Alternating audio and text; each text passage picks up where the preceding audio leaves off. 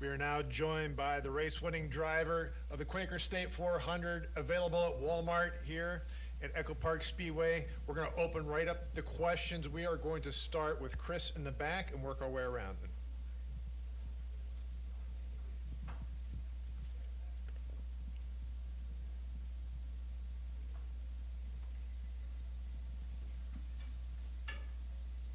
Hey Chase, I'm Chris Gollin with MotorStardom.com. First off, congratulations on the win.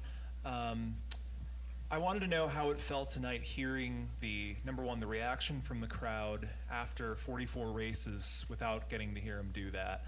The chanting, Chase, Chase, Chase. I mean, what does it mean to you personally that even after 44 races without winning, you're still the guy, you're still the face of the sport, you're still the only one that can get the crowd like this?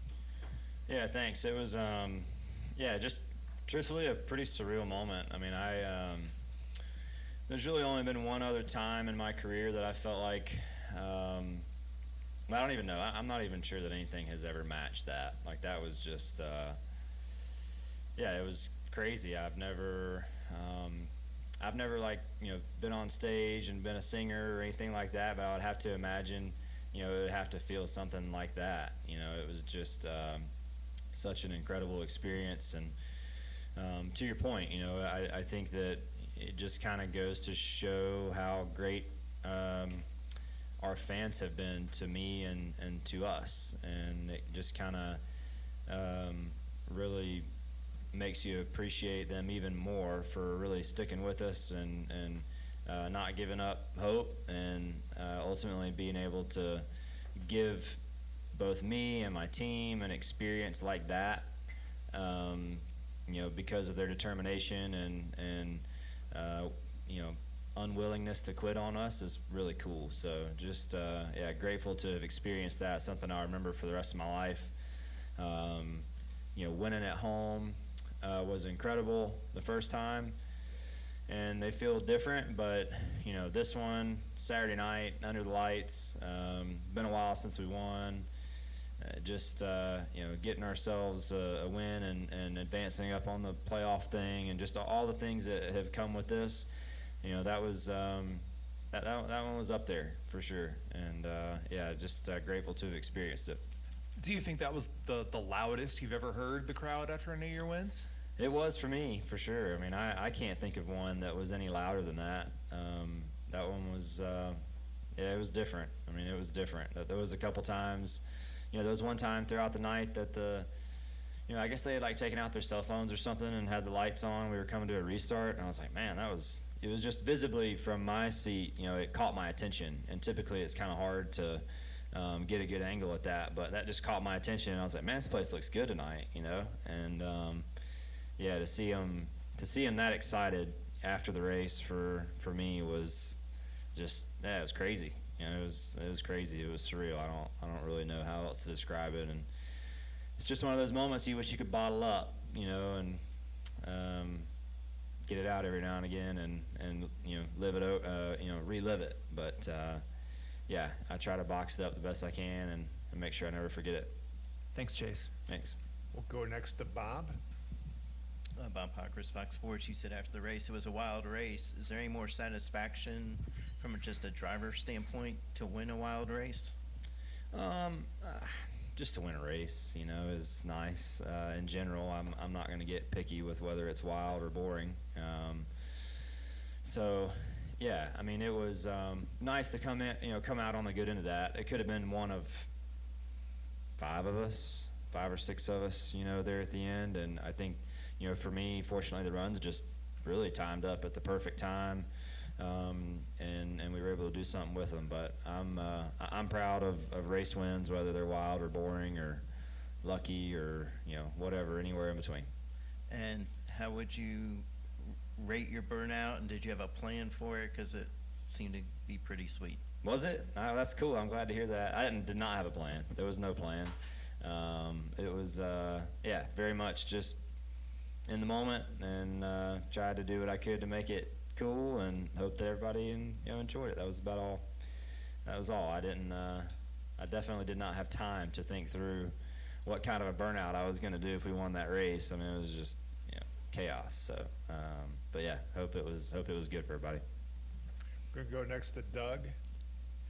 Doug Turnbull, PRN and 11 Alive. Wanted to ask not about anything on the track, but a lot of times you fly yourself to the track, or particularly I think you do at home anyway. Is this a night that you fly home, or do you stay in the motor home? Like, if you're responsible for your own transportation when you win a race, how does that change? I'm just gonna drive home tonight. Like tonight? Yeah, whenever we get done. Man, that's wild. I mean, it's not that far. That's fair. That's fair. I sleep in my bed. Congratulations. Thanks. We're gonna go next to Jacob. Jacob Seelman, Race Face Digital Chase. I know the moment at the start-finish line was special with Raylan. I wanted to ask you a little bit more about the Design and Drive program. Almost 10 years now since you started it. What was the inspiration behind getting that program started with you and Napa, and then how special is it to finally bring one of those schemes to victory lane tonight? Yeah, the whole thing has been incredible. We had an event this week.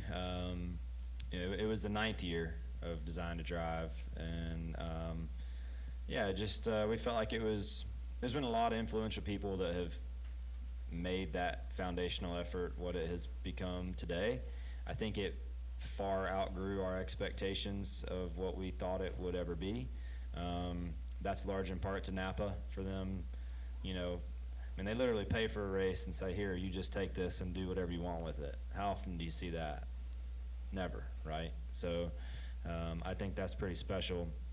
And, we just thought it was time to get everyone together and just say thanks, the other night. And we did, and that included partners, that included relationships that have been built through the program. My mom deserves a lot of credit for my foundation in general. And kind of getting that going, and some of her relationships with Choa, and really just kind of to get the ball rolling, and since then it has become very much a team effort, and to grow in this to be what it is. It started off as a shoe program that we auctioned off. All 4 Hendrick drivers wore them, and then Napa got involved, and when they got involved, that really allowed us to take the whole designing process to another level and really get a lot more engagement in it and through it. So just incredible. Raylan and her family were just amazing people, and I'm always inspired by those stories and the things that you hear her say, and the things that motivate her, I think, are things that should be contagious to all of us, and lessons that can be taken in anyone's life. So grateful to have her here. I told her this is not normal, so make sure you enjoy this, and as much as she could, because those types of moments and just all the stars aligning, that stuff doesn't happen every day, and I recognize that, and I try to cherish that stuff because it's just hard to come by. What kind of impact do moments like that have on you as a person, getting to work with kids like those at Children's of Atlanta? I mean, are those the kind of moments that just let you step back and give you that perspective of how many other things are bigger than the sport? Yeah, I think there's a lot of things bigger than the sport, and that's certainly a great reminder. Being one of them. But like I said, those, so many of those kids have had just extremely tough roads, and and it's no fault of their own, right? And it's important to recognize too, it's not just the individual, it's the entire family, right? And Raylan brought her brother out, and she was just excited to have him out here, because she said that he's missed so many things because of me, that I want him to go and have fun, right? So I think that those types of moments are just important to recognize the type of attitude that it takes to endure those journeys as a family unit and to not break apart. Just a lot of good lessons and all that stuff, and grateful to have witnessed it, and to have lived tonight with them, and hopefully give them a day that they'll never forget. Okay, we're gonna go all the way to the back, and then we'll come up front to Jordan. Chase, congratulations on the win. I know there was debate towards the end of the first stage whether to pit or not or stay out. When you look up and saw the chaos and melee in the back view mirror, did that kind of reassure you all made the right decision? I mean, hindsight's always 20/20, right? Like, of course, yeah, you very well could have been caught up in that crash, but the crash doesn't happen, and maybe the calls that ended up pitting those guys work out. So I don't. And your play those mom games. had a special four-legged friend in Victory Lane for you. How cool was Yeah. it to have your dog here in Victory Lane? Yeah, it was awesome. That was his first win, so he got to experience a dub here in Atlanta. So that was pretty cool. He's a great dog. I don't take him a ton. Obviously it's kind of hard to travel with a big Doberman, but he's been a good pup, and really cool to have him in Victory Lane and have some pictures with him there. Thank you. Yep. Go up next to Jordan, and then the Wolfgang. Jordan Bianchi, The Athletic. You kind of touched on it a little bit, but amid this winless streak, right, do you kind of find yourself appreciating the wins more often because you realize, they don't always come in bunches like they sometimes do? Yeah, I mean, I think there's definitely been lessons, throughout that certainly have made me enjoy them. But truthfully, I was already to a point, even before Texas or the road to that, or even the road to tonight, that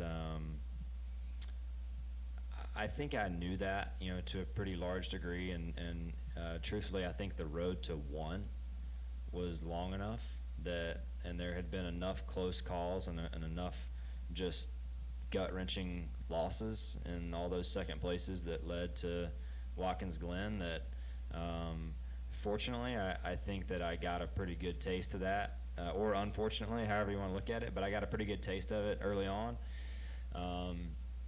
So that I don't think that has necessarily bothered me. I just I just want to be competitive, and it's like I've told you guys before. I think that for me, satisfaction and showing up on a weekend is, were we relevant, or were we in contention? Did we actually have a shot?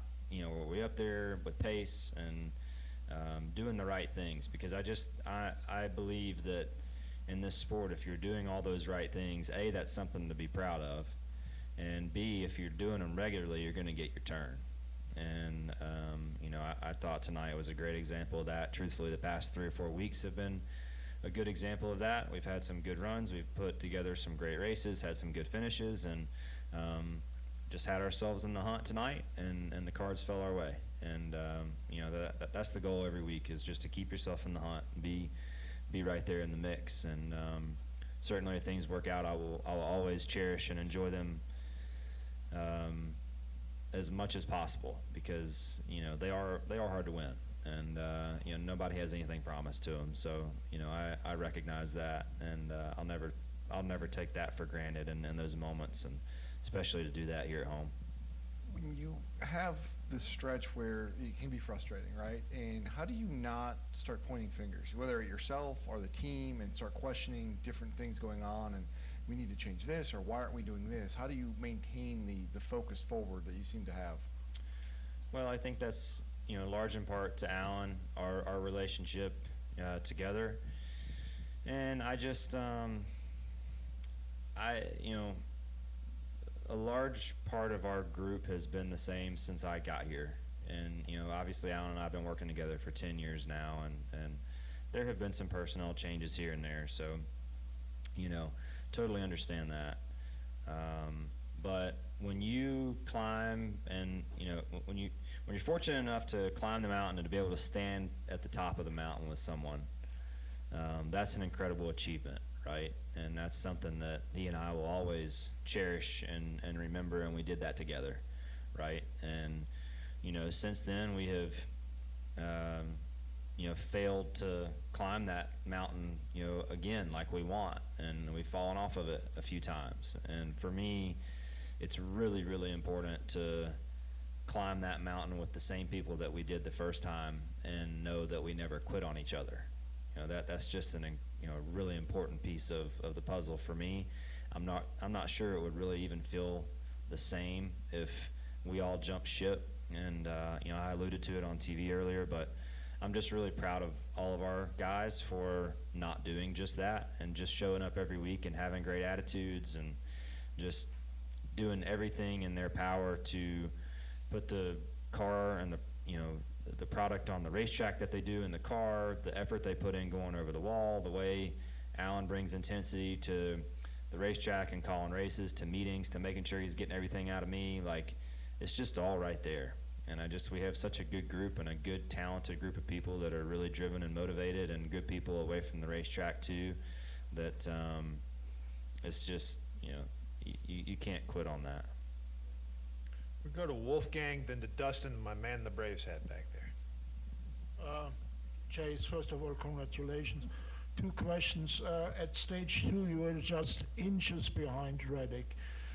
In fact, you have placed maybe the overtaking maneuver a little bit earlier. You think you have maybe a chance to have overtaken him, caught him?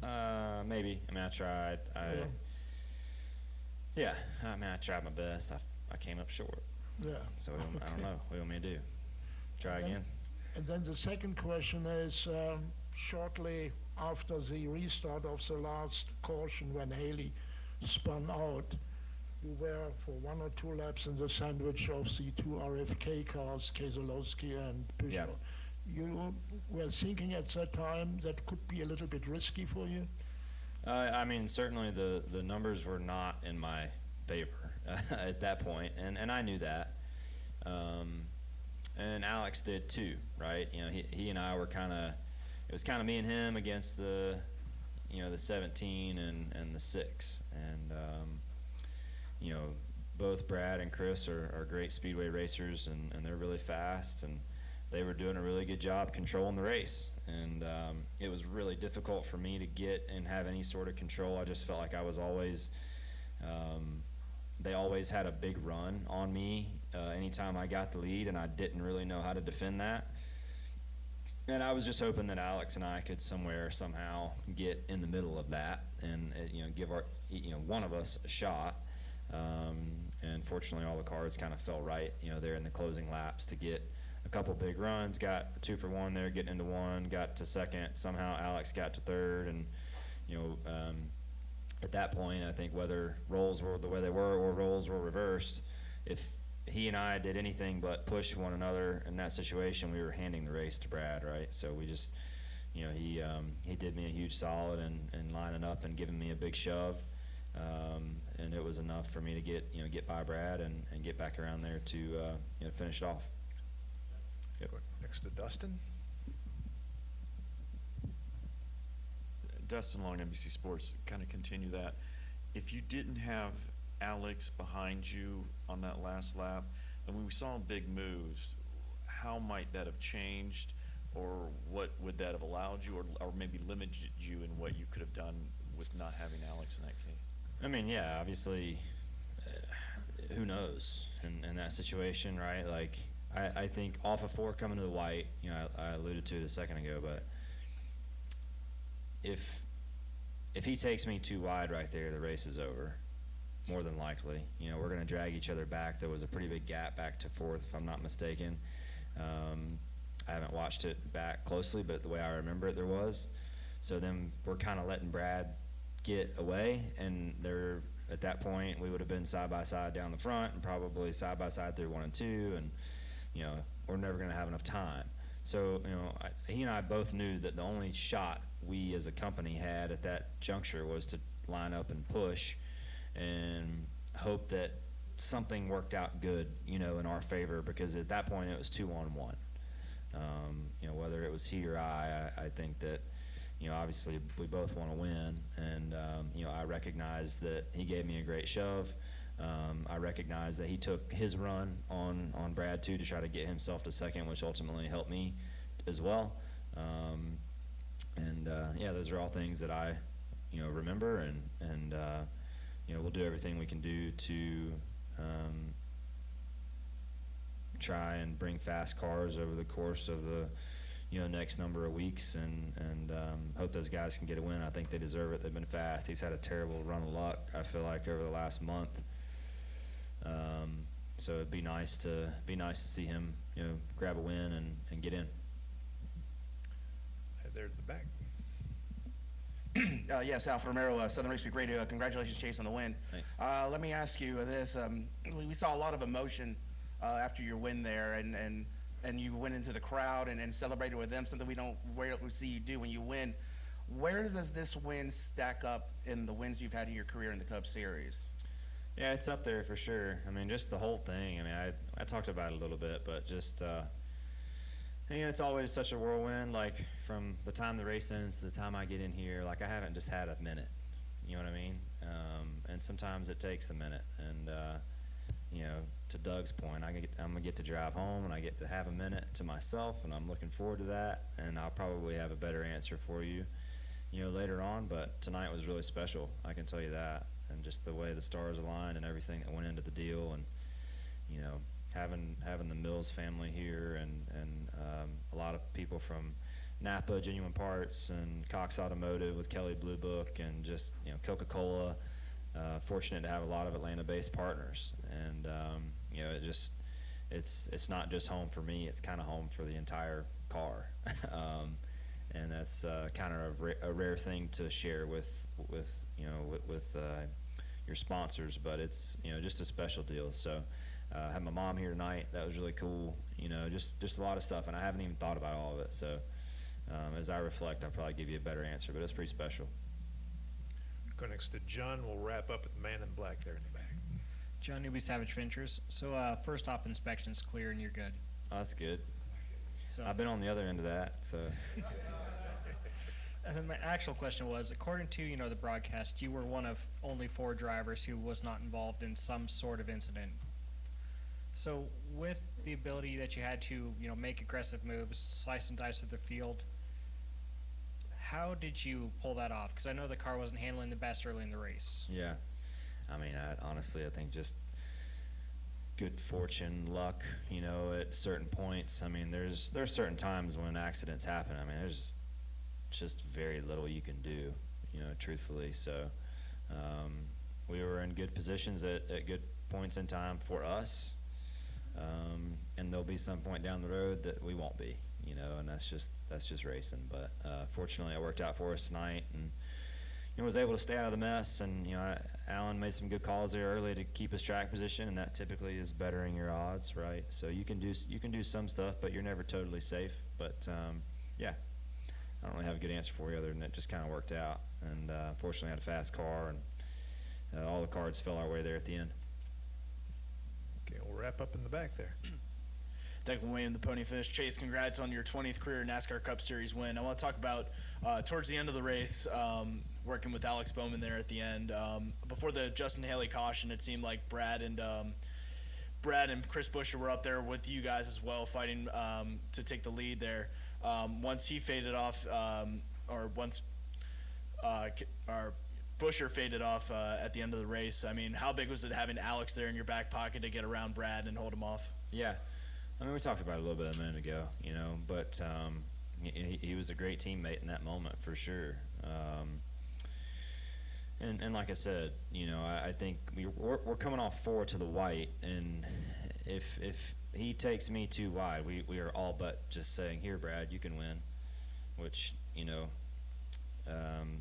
if the roles are reversed, I guarantee you, that wouldn't have been the case other way around, right? So at that point in time, it's our job to, as a company, to try and get Hendrick Motorsports a win, at that point in time. And, whether it was he or I or, however that transpired, right? And naturally, and it did just that. He had a run, and, he gave me a huge shove like we saw all night. I was able to do something with it, and, fortunately, it was enough to hold on. Yeah, next 2 races we got obviously back-to-back road courses, and then obviously last road course race where you're at third place finish. I mean, what kind of momentum are you rolling off of Mexico City to go into the next 2 road course races? Especially we're going to the Midwest, and then we're going to go out west. Yeah, I'm excited. I mean, I'm really just kind of really proud of the last 4 weeks. Honestly, we had a really fast car at Michigan. I thought we were really respectable up there. Good in Mexico. Thought we were also really respectable up at Pocono. We weren't as good as the 11 or 12. I certainly understand that, but I thought we were right there in the hunt. and maybe a little adjustment away from getting right up there with them. And certainly tonight we're right there in the mix. I understand this is a little different ball game, but those are a lot of different styles of racetracks that I feel like our team's done a really solid job, and we're really close to just having all the pieces of the puzzle there. So there's really nowhere I'm not looking forward to going to and embracing whatever challenge comes next. Well, Chase, congratulations again Thank on you. the win, and Yeah. good luck next week in Appreciate Chicago. it. Have a good night, everybody.